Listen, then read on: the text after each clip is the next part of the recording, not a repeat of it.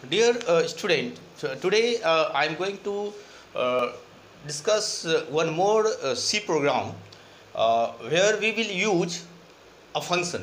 मैंने पहले ही आपको बताया कि एक C जो प्रोग्राम होता है वो बेसिकली फंक्शन बेस्ड होता है। मैंने बताया था कि देखो C प्रोग्राम में जो मेरा पहला जो फंक्शन होता है वो होता है मेन फंक्शन। ओके, और ये फंक्शन है क्या? What is function? मैंने पहले बताया आपको कि फंक्शन एक पार्टिकुलर जॉब कंप्लीट करता है, परफॉर्म करता है। हम एक पार्टिकुलर वर्क परफॉर्म करने के लिए एक पार्टिकुलर हम फंक्शन हम लिखते हैं। और चूँकि एक पार्टिकुलर जॉब ऐसा जो बार बार अगर हमें ज़रूरत पड़े तो एक फंक्शन हम लिख देते हैं और बार बार उस फंक्शन को कॉल करते हैं, जिससे आपकी जो प्रोग्राम होती है वो बहुत ही शॉर्ट भी हो जाती है और आसानी से आप उसे डिबग कर सकते हैं। डिबग का मतलब है उसमें अगर एरर है तो एरर फाइंड आउट कर सकते हैं, है ना। तो it's a good programming technique to write modular programming. Modular का मतलब है कि अलग अलग काम आप बांट दो, अलग अलग मॉड्यूल को, मॉड्यूल मतलब यहाँ फंक्शन से है, तो अलग अलग काम अलग अलग फंक्शन को बांट दो और जिस फंक्शन का काम है उसे आप कॉल कर लो।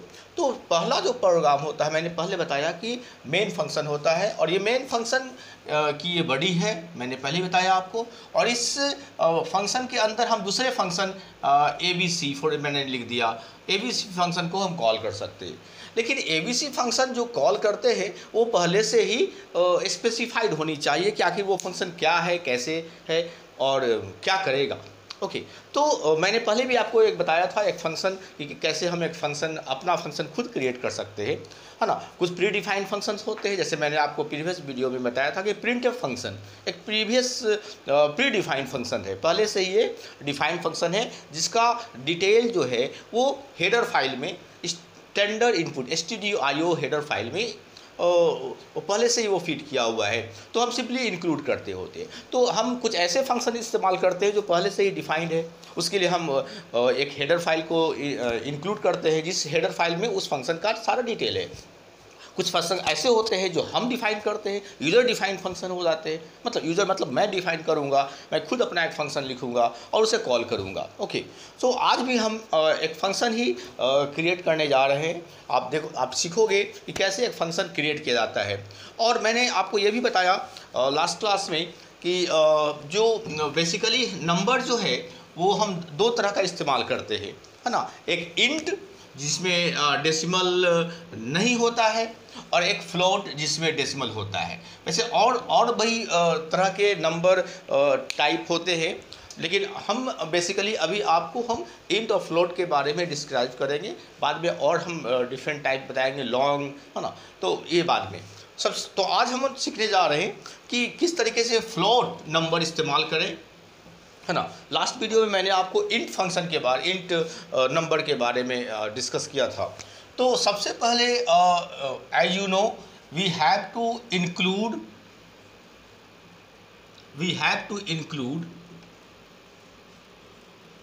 One header file that is stdio.h।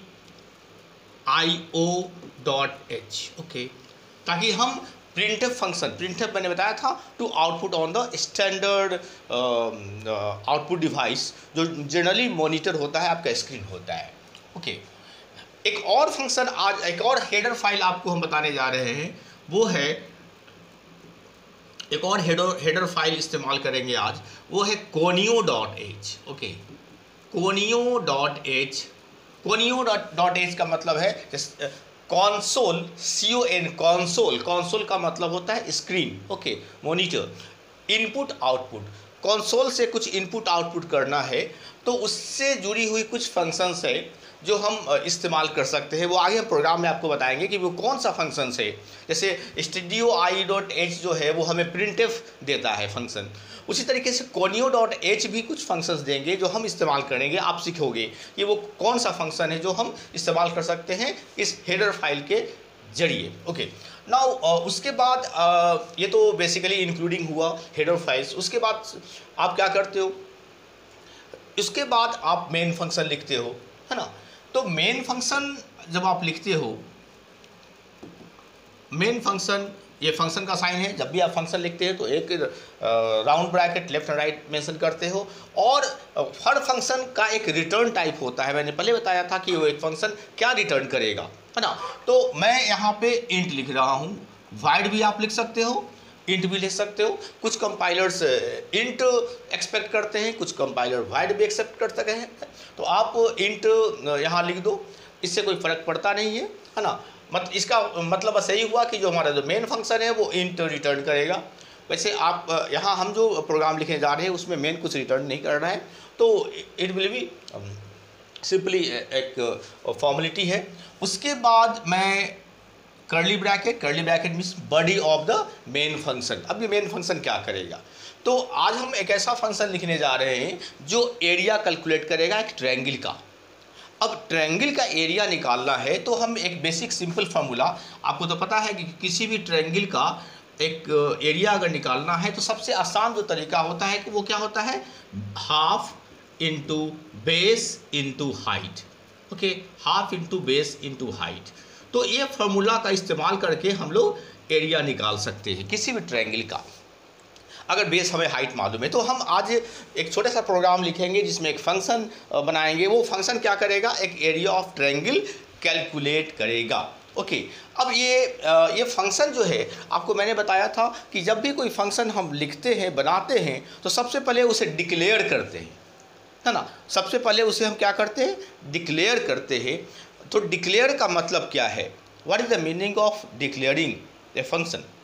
तो सबसे पहले आप जब डिक्लेयर करोगे तो उसके लिए आप उस फंक्शन का डिक्लेयरिंग होगा कहाँ पे, तो आप उसे मेन, यहाँ जो मेन लिखा है यहाँ पे आप उसे डिक्लेयर कर सकते हो। तो हम लिखने जा रहे हैं एक फंक्शन जो डिक्लेयर करेंगे अभी हम लोग।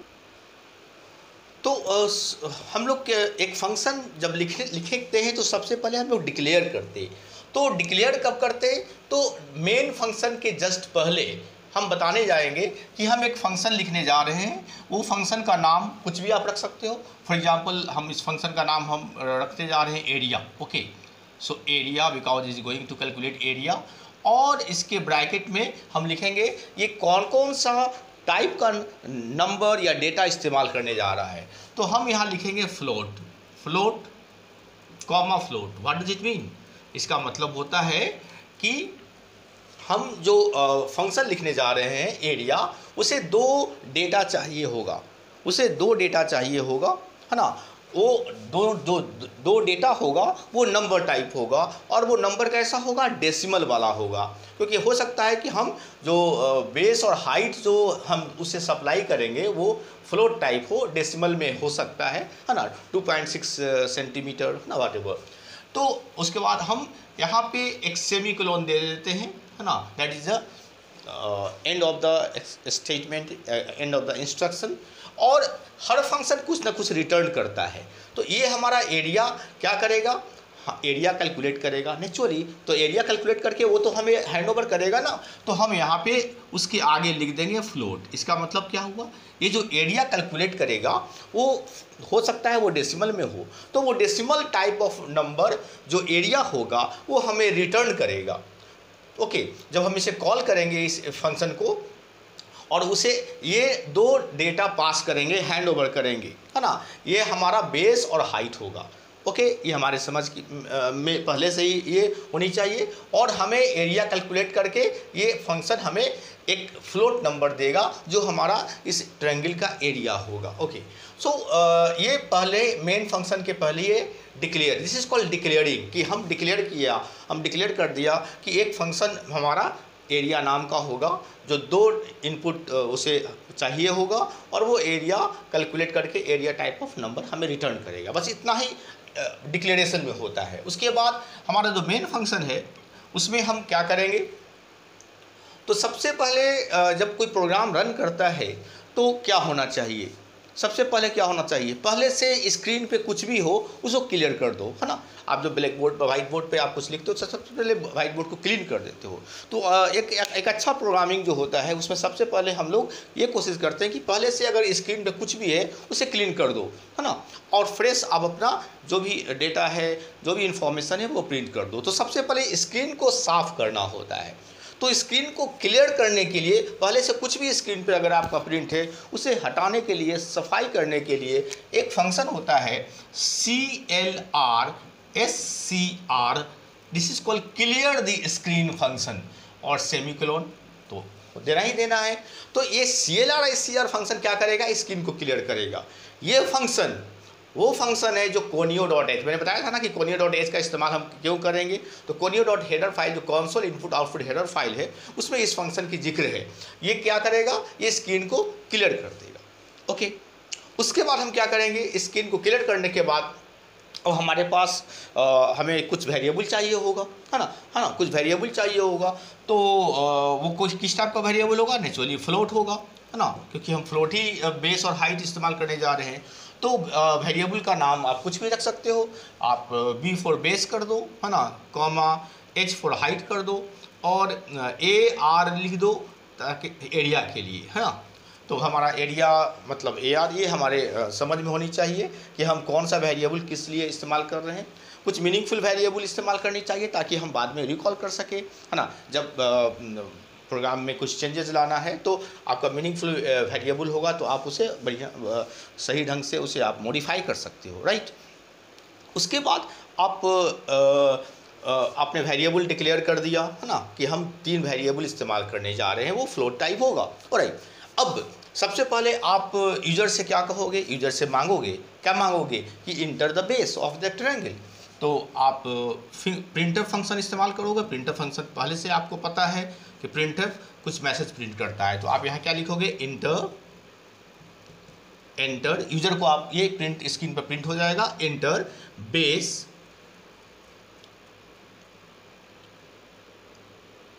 ओके, और उसके बाद डबल कोट और ये सेमीकोलन से बंद। मतलब ये क्या करेगा, सबसे पहले स्क्रीन पर लिखेगा, आपकी जो मॉनिटर होगी उस मॉनिटर के स्क्रीन पर यहाँ पर क्या लिखेगा, इंटर बेस।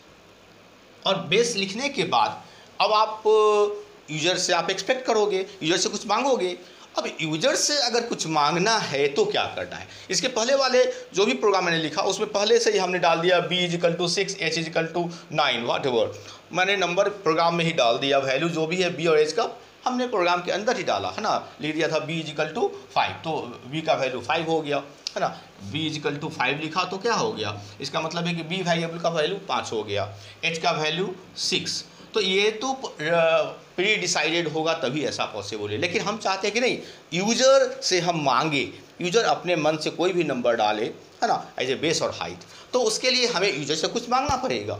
तो यूजर से मांगने के लिए एक फंक्शन है, वो है scanf, SCANF। Okay, scanf function क्या करेगा, यूजर से कुछ डिमांड करेगा, है ना। और उसका इस्तेमाल कैसे करते हैं, चूंकि फंक्शन है तो राउंड ब्रैकेट तो देना ही देना है। और इसका इस्तेमाल कैसे करते हैं, स्कैनफ लिख करके डबल कोट के अंदर %f और डबल कोट के अंदर बंद करके कॉमा वेरिएबल का नाम। ये क्या, डबल कोट के अंदर %f मैंने क्यों लिखा, क्योंकि F फॉर फ्लोट, हम एक ऐसा नंबर मांगने जा रहे हैं यूजर से जो फ्लोट नंबर होगा, मतलब जिसमें वो डेसिमल डाल सकता है ना। और स्कैनफ क्या करेगा कि इंटर बेस लिखने के बाद आप देखोगे कभी कभी आपने जब कोई प्रोग्राम आप रन करते होगे तो कर्सर आपका ब्लिंक करता है, यहाँ पे आप कर्सर देखोगे ब्लिंक करने लगेगा, कर्सर ब्लिंक करेगा और it will expect some number, it will expect some data in form. तो आप यूजर से वो है यहाँ पर कुछ मांगेगा, कर्सर ब्लिंक करेगा, कर्सर थोड़ी देर के लिए प्रोग्राम आपका रुक जाएगा और डिमांड करेगा कि आप कुछ डालो। तो ये काम किसका है, स्कैनफ का है। Scanf will demand some data from the user, और वो क्या डेटा होगा, %f, मतलब फ्लोट टाइप ऑफ नंबर, जो डबल कोट में हमने रख दिया है। अच्छा, अब वो नंबर अगर जो भी हम डालेंगे, जैसे सपोज डाला हमने 2.6, ओके, तो 2.6 अगर हम डालेंगे तो वो 2.6 किस वेरिएबल में जाएगा? तो चूंकि बेस हम मांग रहे हैं और B stand for base here, तो हम चाहेंगे कि जो भी यूजर नंबर डाले वो बी में जाए। तो इसके लिए हमें लिखना होगा, हम सिर्फ बी नहीं लिखेंगे, एपरसेंट साइन, एंड का साइन होता है ना, एपरसेंट साइन आपके कीबोर्ड पर है ना, आपको मिलेगा ampersand sign and then B, round bracket बंद कीजिए और सेमीकोलन दे दीजिए। मतलब ये जो स्कैनअप का एक बहुत इंपॉर्टेंट है, यहाँ पर सिर्फ बी नहीं लिखना है ना। प्रिंटअप में हम सिर्फ ABC लिखते हैं, वेरिएबल का नाम लिखते हैं, लेकिन स्कैनअप में खास बात ध्यान देना है कि एपरसेंट साइन है ना, ये एंड का साइन होता है, एपरसेंट साइन के साथ बी लिखना है। मतलब इसका मतलब होगा कि स्कैनअप नंबर यूजर से कुछ मांगेगा और वो मांग करके इस बी वेरिएबल में डाल देगा, मतलब मेरा बी बेस आ गया। अब फिर हम एक मैसेज करेंगे यूजर को और क्या बोलेंगे कि प्रिंटफ इंटर हाइट।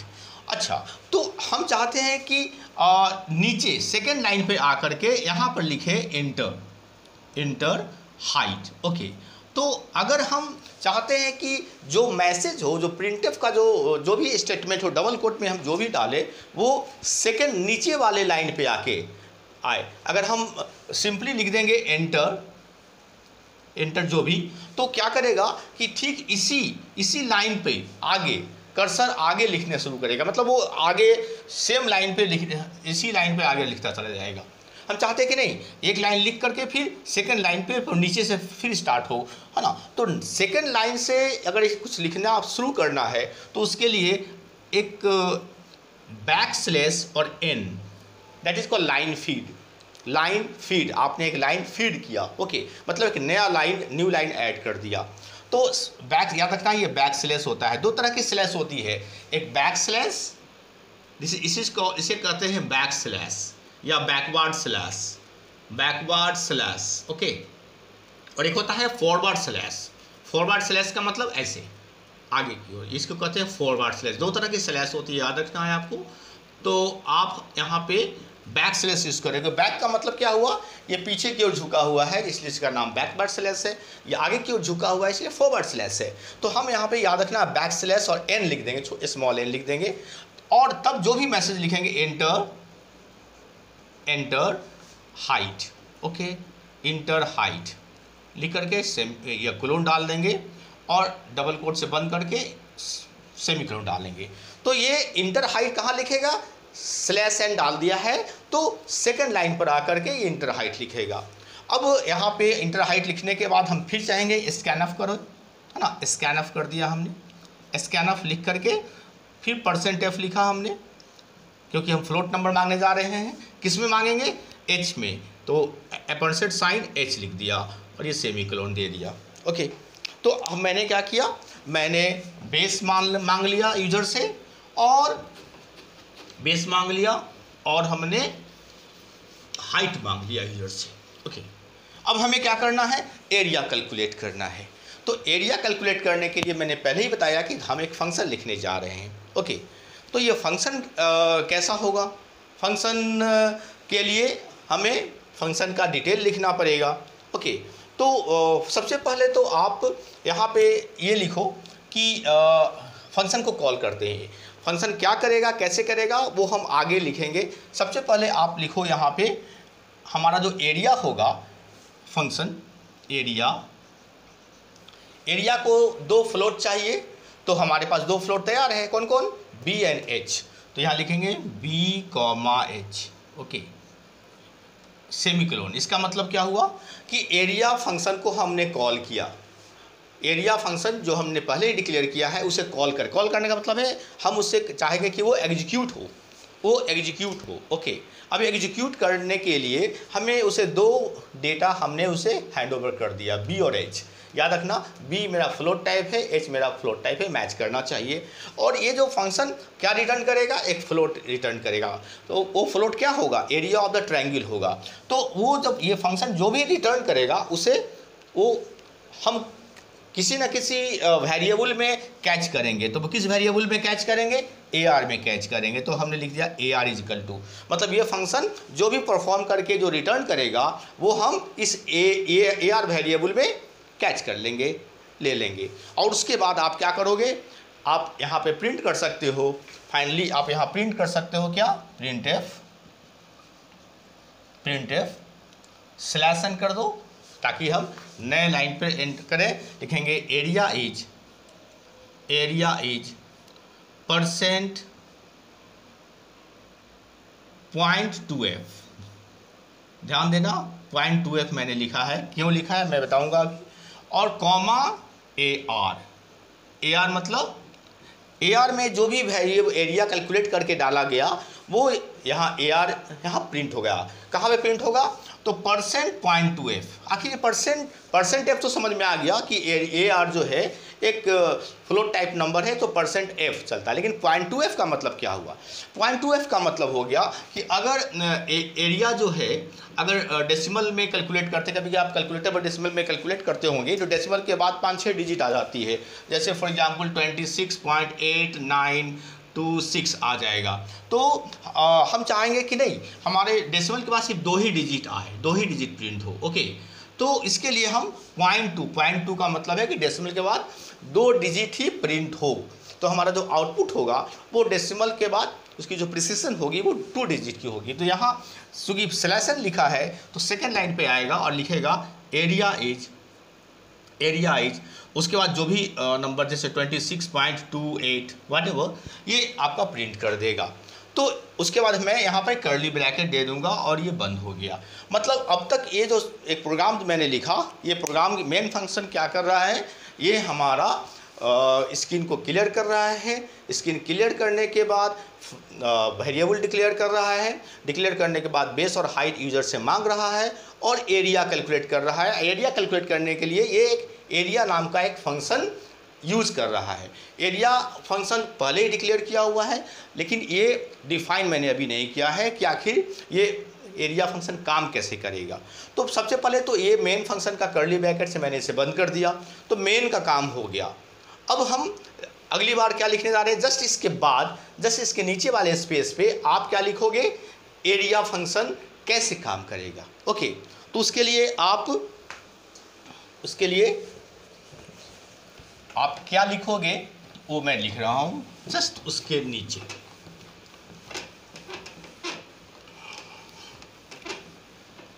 तो उसके बाद लास्ट में आप एरिया फंक्शन कैसे लिखेंगे, मेन फंक्शन का जब बंद हो जाएगा उसके बाद आप लिखोगे फ्लोट। हमारा फंक्शन का क्या नाम था, एरिया नाम था, एरिया, और यहाँ पे लिख देंगे float x comma float y।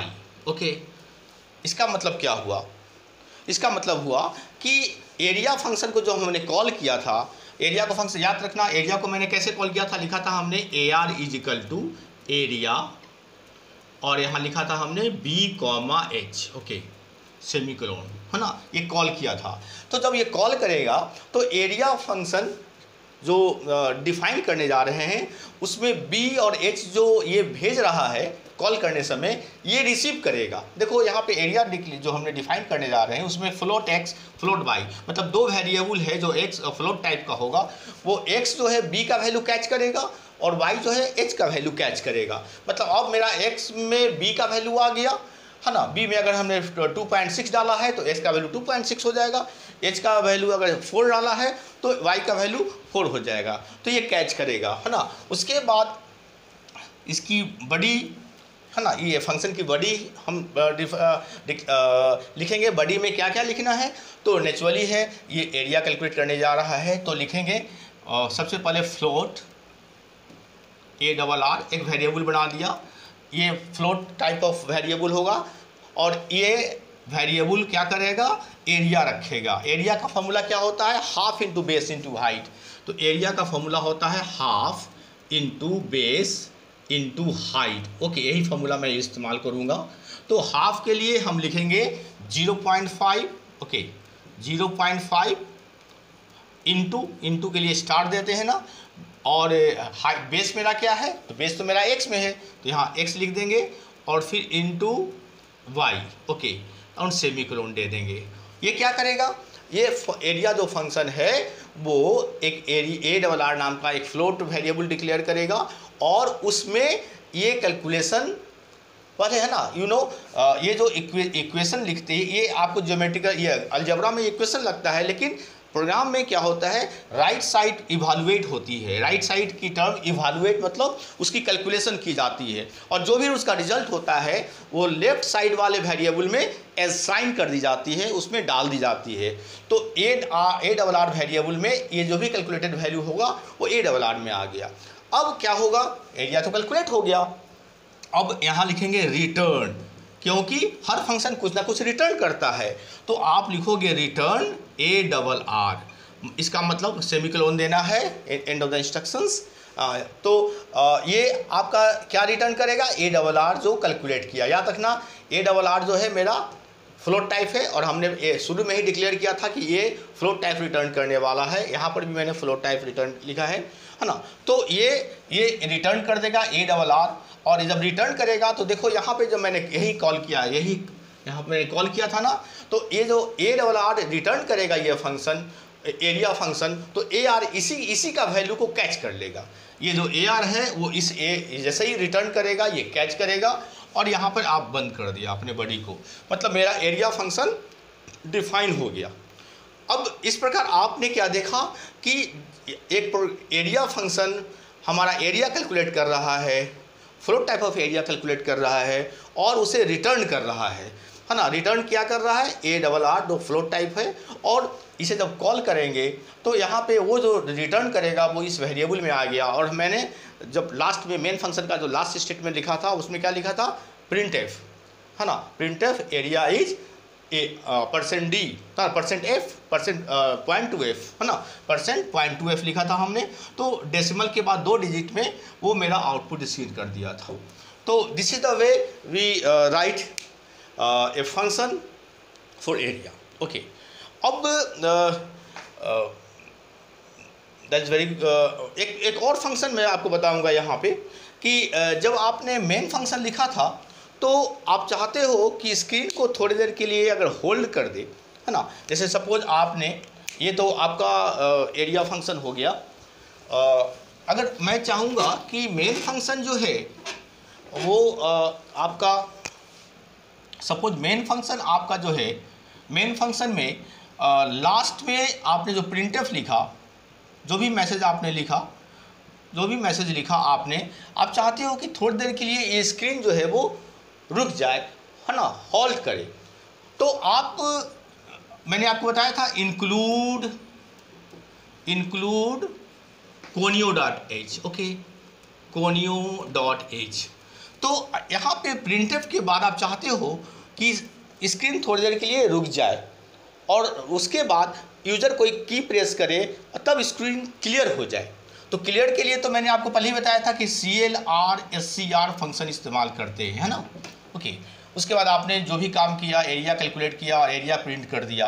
तो एरिया प्रिंट कर दिया, उसके बाद आप चाहोगे कि स्क्रीन थोड़ी देर के लिए रुक जाए और यूज़र से इंतज़ार करे आगे बढ़ने के लिए।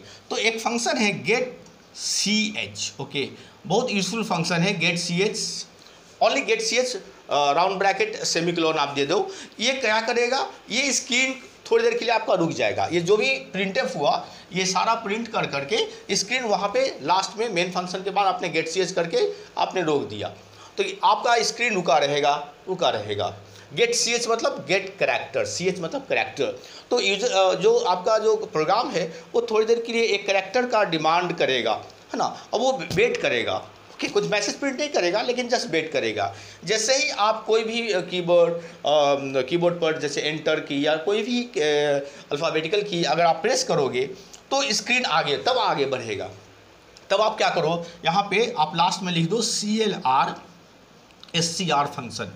It's good practice to clean the screen. जो भी आपने प्रिंट किया आप चाहोगे कि ये प्रिंट करने के बाद स्क्रीन थोड़ा देर रुक जाए, तब तक रुके जब तक यूज़र कोई की ना प्रेस कर। जैसे ही यूज़र की प्रेस करेगा तो गेट ch इंतज़ार करेगा, है ना, इंतजार करेगा एक की प्रेस का। जैसे ही आप की प्रेस करोगे आगे बढ़ेगा, और आगे क्या लिखा है CLR मतलब स्क्रीन को पूरा क्लियर कर दिया। तो आपका ये प्रोग्राम जो है ये सही लगेगा, क्योंकि प्रोग्राम जो भी आउटपुट प्रिंट करे उसके बाद आप चाहोगे कि स्क्रीन मेरा पूरा लास्ट में वो क्लियर हो जाए, क्लीन हो जाए। तो CLR आपका फाइनली स्क्रीन जैसे शुरुआत में आपने क्लियर किया था, लास्ट में भी आपने स्क्रीन क्लियर किया। लेकिन कब क्लियर किया?